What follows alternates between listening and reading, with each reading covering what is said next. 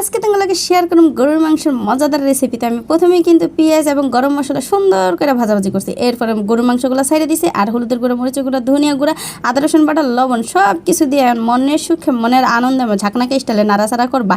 মানে এইখানে গরুর মাংস, মুরগির মাংস, খাসির মাংস যে কোনো মাংসই হোক কিন্তু একই স্টাইলে রান্নাবান্না করতে পারবা।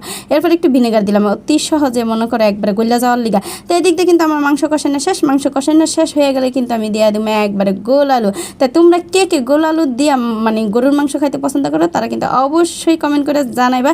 আর আজকের রেসিপিটা ভালো লাগলে অবশ্যই সাবস্ক্রাইব করবা, লোকে কিন্তু মানে লাইক দিবা আর শেয়ার করবা।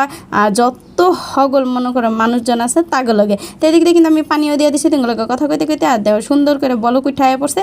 এখন এটার মধ্যে মনে করো 2-4খানা কাঁচামরিচ ফালি করে দেবো অনেক সুন্দর একটা ফ্লেভার আসার জন্য। তো এই রেসিপিটার জন্য অবশ্যই কিন্তু আমরা কমেন্ট করবা। আর তোমরা যারা এখনও খাও না তারা কিন্তু অবশ্যই খাবে। তো আজকে এই পর্যন্ত সবাই ভালো থেকে সুস্থ